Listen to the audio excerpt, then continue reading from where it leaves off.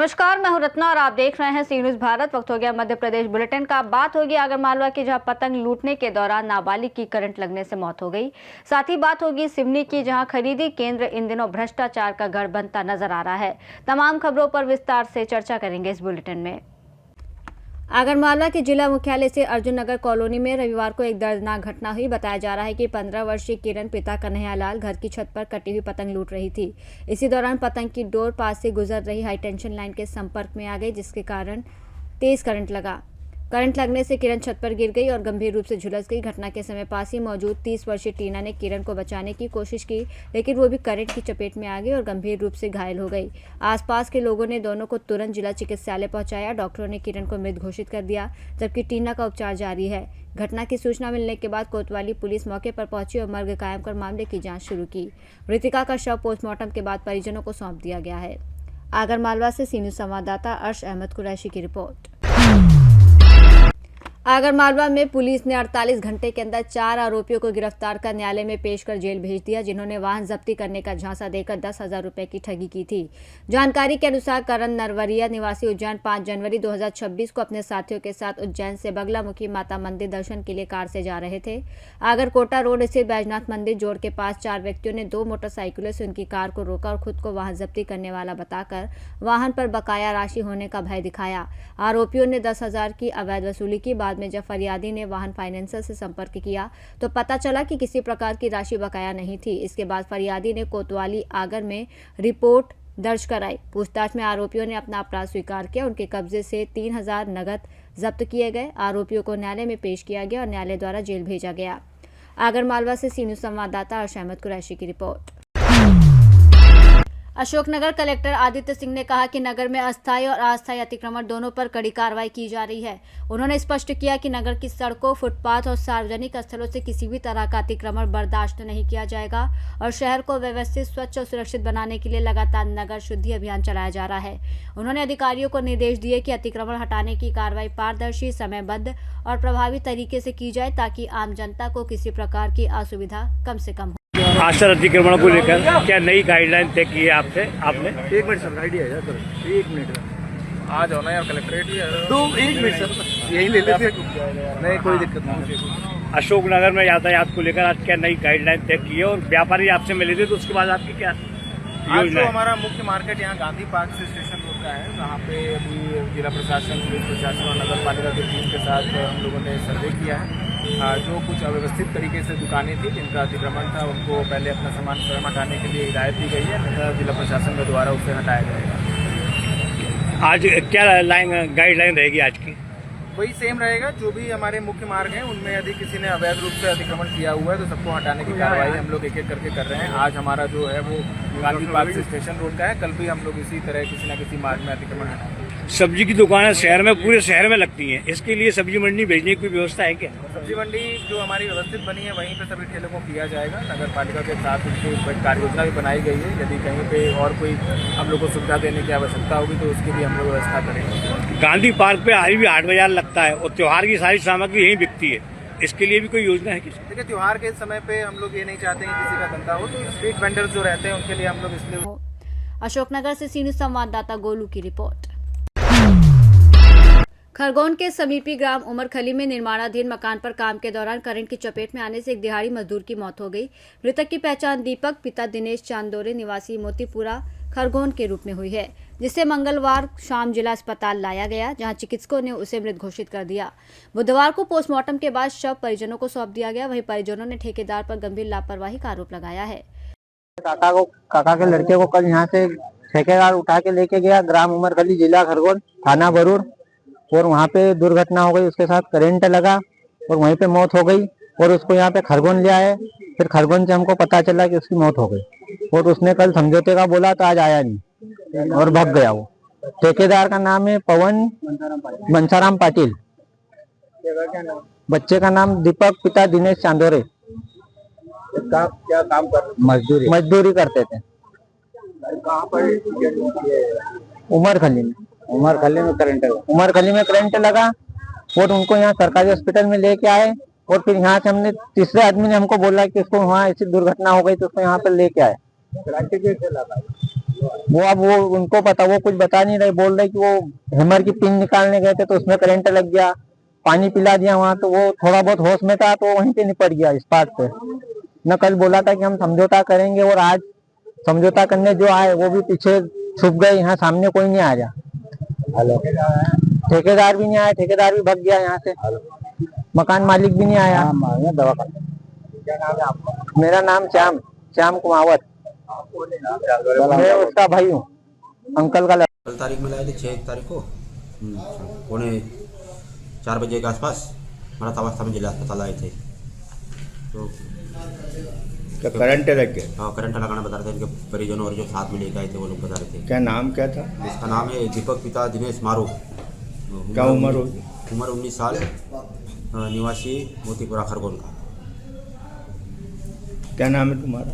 मेरा नाम गटाराम, जिला अस्पताल चौकी खरगोन। खरगांव से सीनियर संवाददाता नीलेश की रिपोर्ट। खबर रीवा से है, जहां समाजवादी पार्टी के राष्ट्रीय सचिव एडवोकेट शिव सिंह ने पत्रकारों से बातचीत में कहा कि देश भर में दूषित पानी से हो रही मौतों और संक्रामक बीमारियों का स्तर गंभीर स्थिति में है।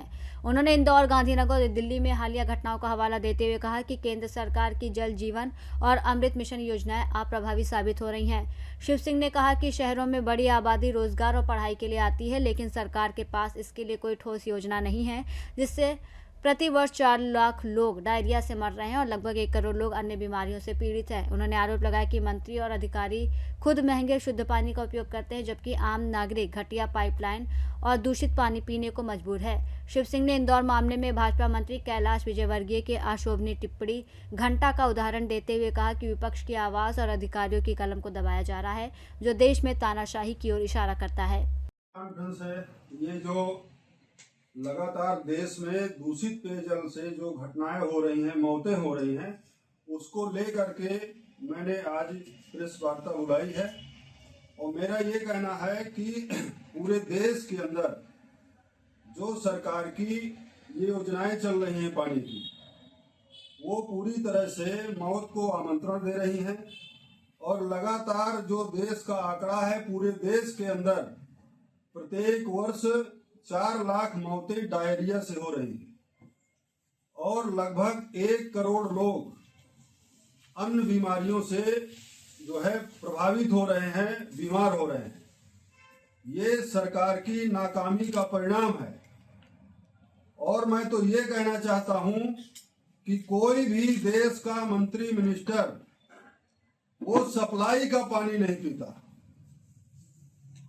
वो उसके यहाँ बड़ी बड़ी मशीनें लगी हैं और तमाम महंगे पानी पीता है। और मैं आपके माध्यम से पूछना चाहता हूं कि कौन ऐसा देश का मंत्री, विधायक है, सांसद है जो दूषित पानी पीने से, सप्लाई का पानी पीने से डायरिया रोग से मरा हो। ऐसा कोई देश के अंदर मंत्री, मिनिस्टर नहीं है। सिर्फ कौन मरता है? जनता मरती है। और ये लंबी रकम लेकर के, लंबा कमीशन लेकर के विधायक, सांसद, मंत्री और उन्हीं कंपनियों को ये ठेका देते हैं जो गुणवत्ता विहीन पाइपलाइन देश के अंदर डालती है और वो पाइपलाइन फट जाती है। रीवा से सीनियर संवाददाता अर्जुन तिवारी की रिपोर्ट। सिवनी जिले के कुरई ब्लॉक के पीपरवानी खरीदी केंद्र में किसानों को भारी परेशानियों का सामना करना पड़ रहा है, जहां सरस्वती आजीविका स्वयं सहायता समूह देवरी द्वारा धान खरीदी के दौरान नियमों का उल्लंघन करते हुए किसानों से 41 किलो 200 ग्राम तक अतिरिक्त तौल की जा रही है और तौल में देरी के कारण उन्हें 10-10 दिन तक इंतजार करना पड़ रहा है।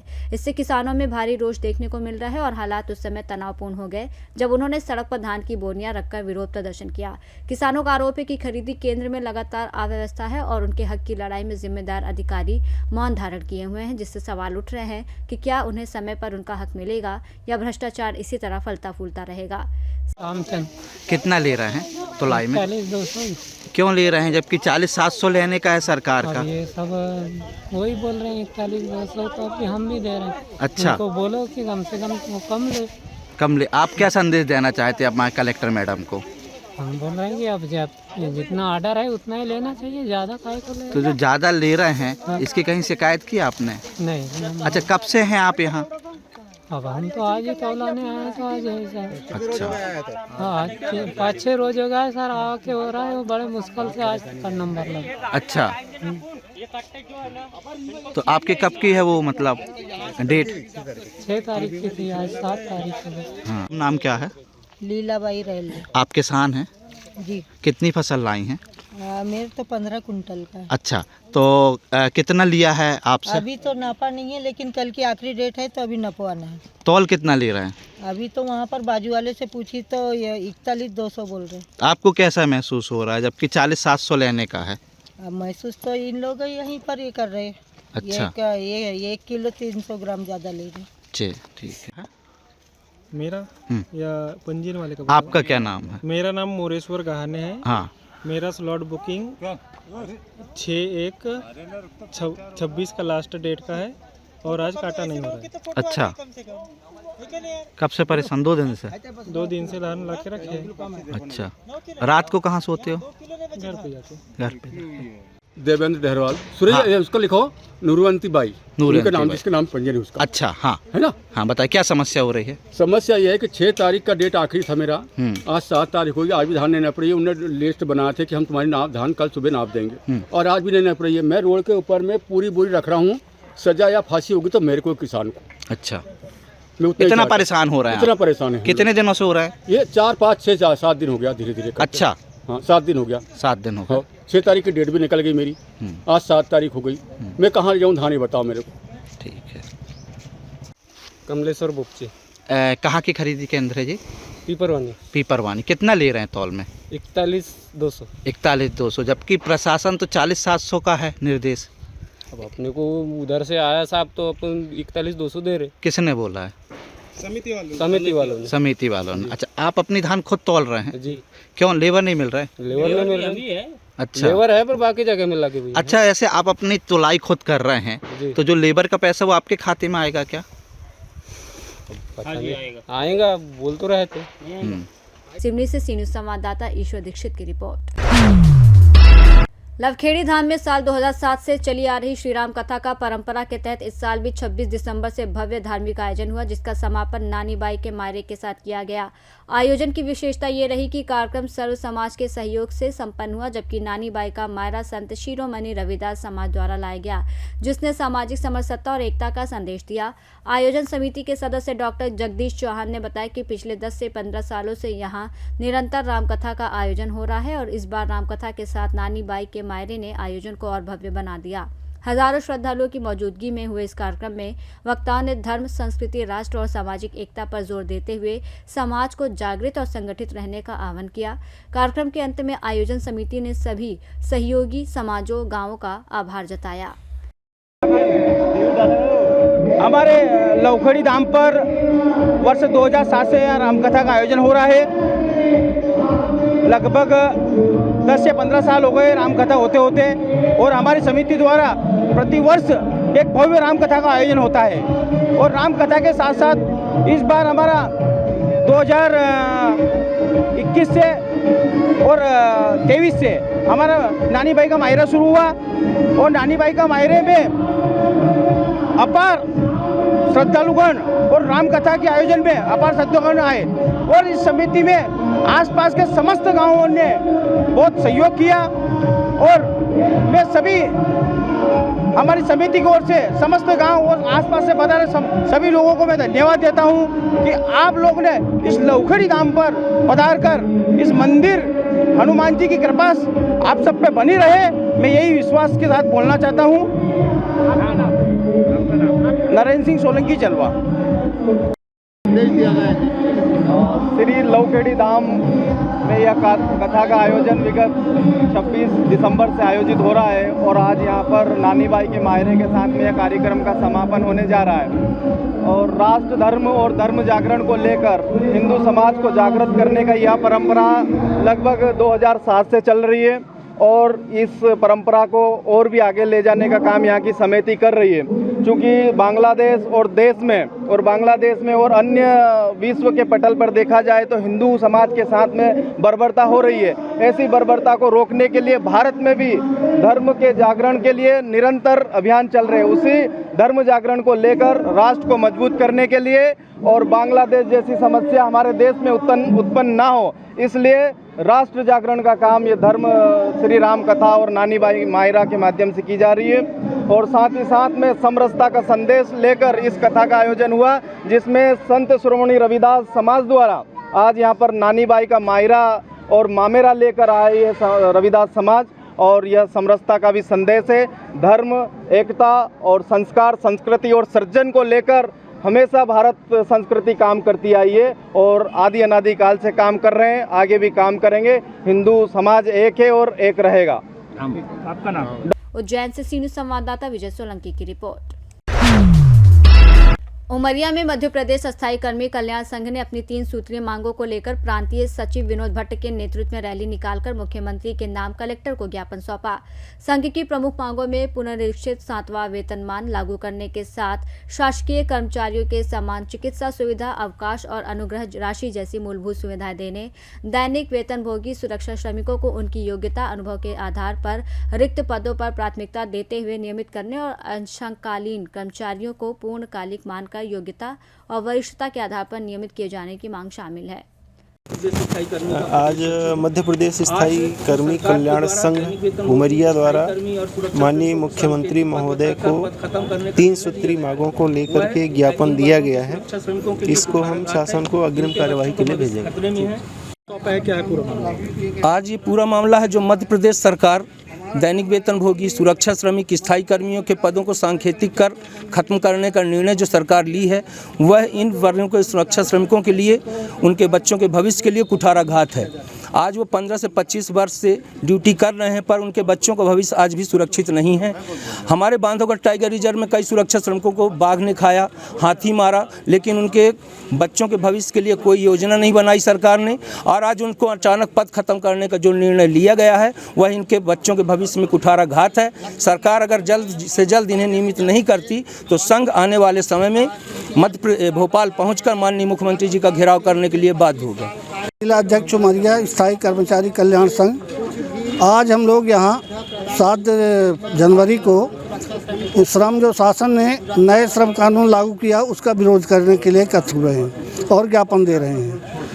है क्या कि हम लोगों की मांगे हैं कि स्थायी कर्मचारियों को नियमित किया जाए, 7वां वेतनमान दिया जाए तथा नियमित कर्मचारियों के भांति जो है सुविधाएँ दी जाए। तथा दूसरी मांग है कि जो हमारे साथ में स्थायी कर्मचारी अंशकालिक कर्मचारी हैं, उनको पूर्णकालिक का दर्जा दिया जाए तथा उन्हें पूरा वेतन दिया जाए, तो उनको भी नियमित किया जाए। और शासन जो संक्षेपतर पद को घोषित की है उसको जो है तो पुनः जीवित किया जाए। अगर आपकी मांग नहीं मानी जाती है तो क्या करेंगे आप? अगर हमारी मांगें नहीं मानी जाती हैं तो हम प्रांताध्यक्ष के निर्देशन में आगामी हमारा जो है आंदोलन मुख्यमंत्री का घेराव भोपाल में होगा। उमरिया से सी न्यूज़ संवाददाता योगेंद्र महोबिया की रिपोर्ट। बुलेटिन में फिलहाल इतना ही। देश और दुनिया की तमाम बड़ी खबरों के लिए आप देखते रहिए सी न्यूज़ भारत।